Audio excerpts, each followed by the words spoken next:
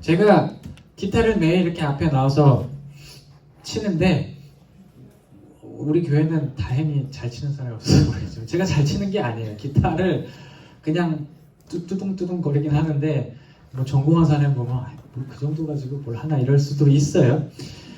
때문에 저도 이제 제가 뭐 레슨을 받은 것도 아니고 혼자 막 좀 이렇게 배우고 그런 거래갖고 그 젊었을 때 좀 20대 때는 좀 저도 멋있게 기타를 쳐보고 싶을 때가 있었습니다. 그때가 아직 이제 대학교 다니고 그 기숙사에서 이제 여러 학교의 학생들이 모여서 사는 그런 기숙사에 살았는데 이제 그 기숙사에 저처럼 기타를 좀 잘 쳐보고 싶어하는 그 친구들이 몇 명 있어서 같이 뭐 연습도 하고 서로 봐주기도 하고 악보도 공유했던 기억이 있습니다. 그런데 문제는 뭐 쉬운 거야 이렇게 하면 되는데 좀 어려운 것들을 이렇게 해보려고 하면 기타에서 소리가 잘 안 나는 거예요. 전주 기자님 그런 거 이해하시죠? 띵띵띵띵 소리 난다고 제대로 소리가 안 나는 거예요. 손가락은 막 아프고 막 그런 피날 정도로 아프고. 그래서 내렸던 결론은 제가 사용했던 기타가 좋지 않다라는 그런 결론이에요. 기타가 좋지 않아서 내가 이거 소리가 안 나는 거야라는 그런 결론을 내렸어요. 이제 그러던 어느 날 이제 제 같이 살던 기숙사에 그 클래식 기타를 전공하는 친구가 있었어요. 그 친구가 그 좋지 않았던 기타를 앞에서 연주해 줬던 그런 기억이 있습니다. 세상에 저는 그때 제 기타 그렇게 좋은지 처음 알았어요. 소리가 너무 좋은 거예요. 막 클래식 기타니까 막 손가락도 왔다 갔다 하는데 그래서 이제 깨달았죠. 기타가 문제가 아니라 제가 사람이 문제였구나라는 거를 제가 그때 알았습니다. 아마 저를 비롯해서 몇 명 이렇게 기타가 좀 띵가띵가띵가 거리고 있었을 때 그 기타를 전공했던 친구는 이렇게 생각했을지도 모르겠어요. 아니 소리가 그렇게 멀쩡히 잘 나는 기타를 그거밖에 못 치나 그 소리밖에 못 내나 라는 그런 생각을 아마 속으로 했겠죠. 겉으로는 못했겠지만 집사님도 끄덕끄덕 거리니까 보니까 악기 연주하시는 분은 어떤 그런 게 있을 거예요.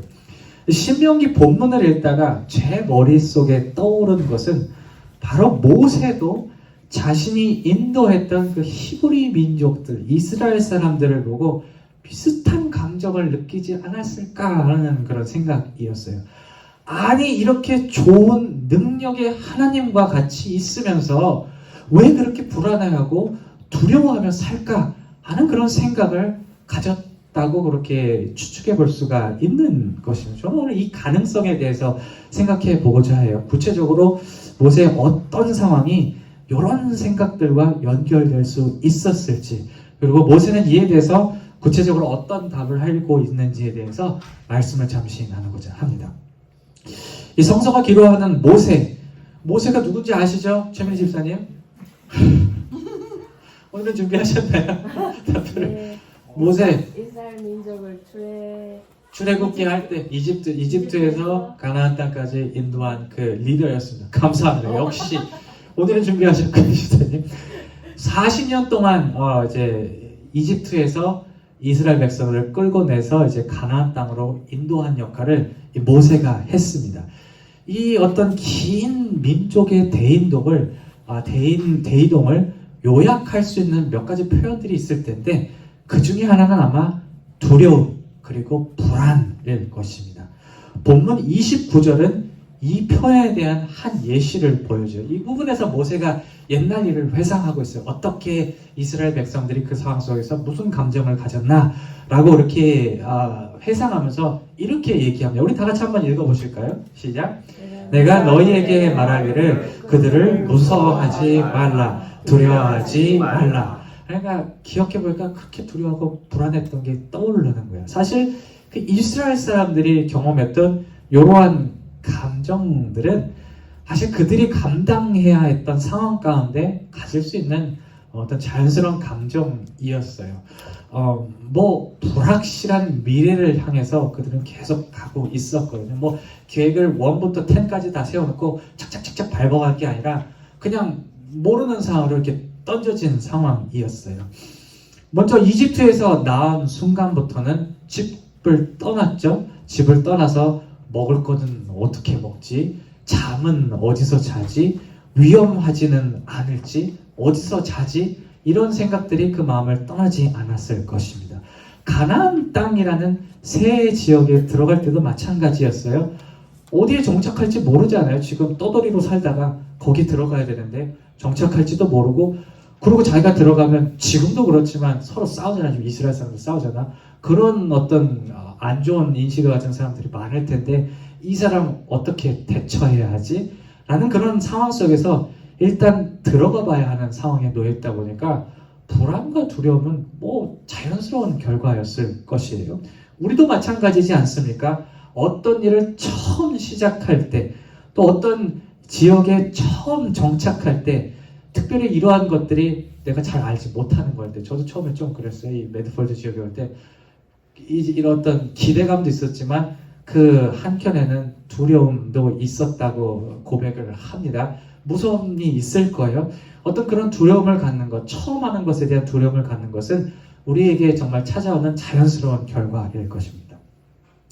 그런데 이런 자연스러운 감정들이 하나님을 믿는 우리에게 문제가 될 때는 이것이 신앙에 영향을 주어 신앙의 본연의 힘, potential power를 끌어내지 못하게 만들 때입니다. 원래라면 주님을 믿는 믿음이 우리 안에 있는 불안을 극복하게 만들고 우리를 주님의 예비하신 은혜의 순간들로 이끌어야 하는데, 거꾸로 우리가 불안에 잠식되어서 더 이상 하나님을 믿지 못하게 되는 것입니다. 모세가 경험한 이스라엘 백성이 딱 이랬어요. 32절에서 모세는 이렇게 얘기합니다. 우리 32절 한번 다 같이 읽어보실까요? 시작. 이 일에 너희가 너희 하나님 여호와를 믿지 아니하였도다. 능력의 하나님과 함께 있으면서도 이것을 믿지 못해서 지금 약속의 땅 가나안 문턱에서 갈팡질팡하고 있다는 사실이에요. 신앙의 잠재적인 힘을 끌어내지 못했다는 그런 말입니다.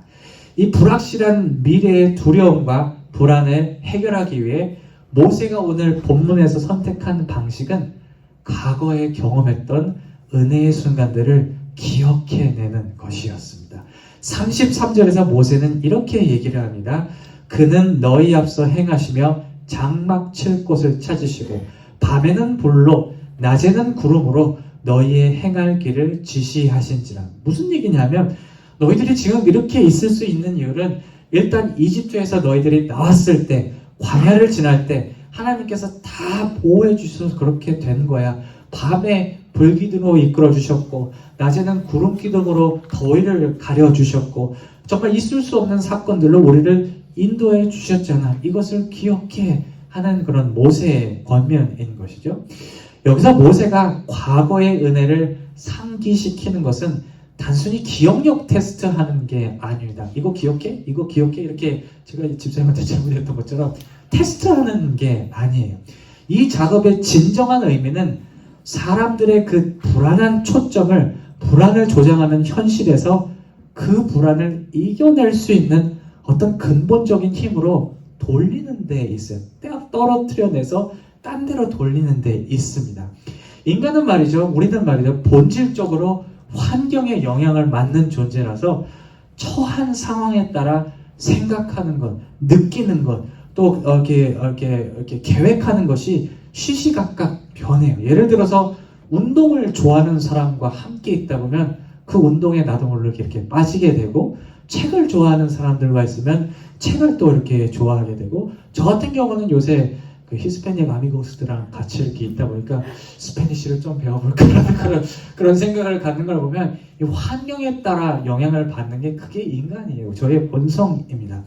때문에 우리의 주변이 불확실로 가득 차 있다면 우리가 느끼고 생각하는 것들은 그 불확실한 것에 영향을 받아 나쁜 것이 될 수밖에 없습니다. 주님께서 베푸셨던 은혜를 생각하는 것은 이러한 불확실성을 조장하는 환경에서 벗어나는 것이에요. 더 이상 이런 상황이 우리에게 부정적인 영향을 미치지 않도록, 그래서 우리가 이 상황을 극복할 수 있는 하나의 발판을 마련하는 것이 주님의 은혜를 기억하는 것입니다.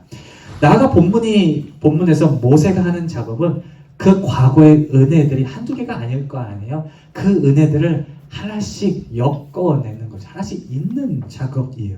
이집트에서 나올 때 그리고 광야에서 있었을 때 베푸셨던 은혜들을 다 하나씩 엮어서 역사를, 은혜의 역사를 만들어낸 것입니다. 조금 전에 있었던 33절에서는 광야에 있었던 은혜를 나열했고 30절에서는 이집트에서 나올 때의 은혜를 상기시키세요. 우리 30절 한번 다시 읽어보실까요? 시작. 앞서 행하시는 너희 하나님 여호와께서 애굽에서 너희를 행하여 너희 목전에서 모든 일을 행한 것 같이 이제도 너희를 위하여 싸우실 것이며. 아멘. 이렇게 모세가 과거에 베푸셨던 은혜들을 다 엮어서 하나의 역사로 만들었을 때 드러나게 된 것은 부정할 수 없는 주님의 능력과 사랑이었습니다. 힘도 없고 제대로 된 나라도 이루지 못했던 그 연약한 이스라엘을 하나님께서 감싸 안고 40년 동안이나 이끌어 주셨던 것이 그 은혜의 역사를 통해서 드러난 것이에요. 31절은 이에 대해서 이렇게 얘기합니다. 광야에서도 너희가 당하였거니와 사람이 자기 아들을 아는과 같이 너희 하나님 여호와께서 너희 행로 중에 너희를 아느사 이곳까지 이르게 하셨느니라. 놀라운 어떤 하나님의 은혜가, 역사가, 능력이 그 역사가, 은혜의 역사 가운데 드러난 것이에요. 우리 신앙이 그 본연의 힘을 발휘하지 못할 때를 가만히 이렇게 찾아보면 우리가 처한 상황 때문에, 내가 가지고 있는 감정 때문에 하나님이 어떤 분이셨는지에 대한 우리의 초점이 흐려졌기 때문일 때가 종종 있는 것 같아요. 이때 우리에게 필요한 것이 바로 오늘 본문의 모세가 그랬던 것처럼 우리에게 주어졌던 그 은혜의 역사들을 한번 그려보는 작업일 것입니다. 하나님께서 인생의 부분부분에 채우셨던 그 은혜들을 기억하고 그것들을 엮어서 우리 자신만의 은혜의 어떤 역사를 만들어낼 때 성령 하나님은 우리로 하여금 그 부정할 수 없는 하나님의 사랑과 능력을 마주하게 하시는 것입니다. 불확실한 상황에 대한 두려움과 불안의 극복은 바로 거기에서 시작함은 우리가 기억해야 할 것입니다. 은혜의 역사를 되짚어보며 하나님의 사랑과 능력을 제대로 마주할 때야 비로소 오늘 본문의 이스라엘 백성처럼 자리에서 떠는 것이 아니라 모세처럼 능력의 하나님을 의지하여 계속 앞으로 나아갈 수 있는 것입니다. 제가 2주 전에 수요 예배 때 이런 고백을 한 적이 있어요. 제가 예전에는 10년씩 10year씩 이렇게 앞을 보고 계획을 하려고 했는데 인생이라는 것이 워낙 예측 불가하기 때문에 제가 이 10년씩 앞을 보는 것을 그만두고 그냥 날마다 최선을 다한다는 그런 고백을 했어요. 제가 이 고백에서 예측 불가라는 단어로 조금 고상하게 표현하긴 했지만 그냥 현실적으로 제가 제 미래에 대해 종종 느끼는 감정은 앞이 깜깜한 것입니다. 마치 광야에 던져진 것처럼 제 미래에 대해 뭔가 감이 하나도 안 잡힐 때가 있어요. 한 달 뒤는 어떡하지? 6개월 뒤는 어떡하지? 1년 뒤는 어떡하지에 대한 어떤 그런 답이 없는 상황에 놓일 때가 있어요. 그런데 말이죠. 제 인생의 뒤를 돌아볼 때면 이 뒤숭숭한 제 마음이 잠잠하게 가라앉을 때가 종종 있습니다. 그때가 언제냐면 하나님께서 저와 함께 하셨던 순간들을 떠올릴 때 그렇게 마음의 불안이 가라앉더라고요.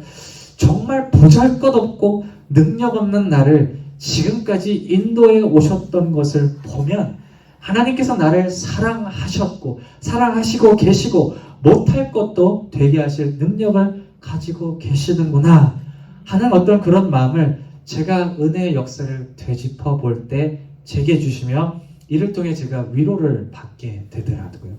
그러면서 뭐 이런 생각이 들어요. 어떻게든 뭐 해주시겠지, 가게 해주시겠지 그런 마음이 들면서 어떤 담담한 그런 마음이 들곤 합니다.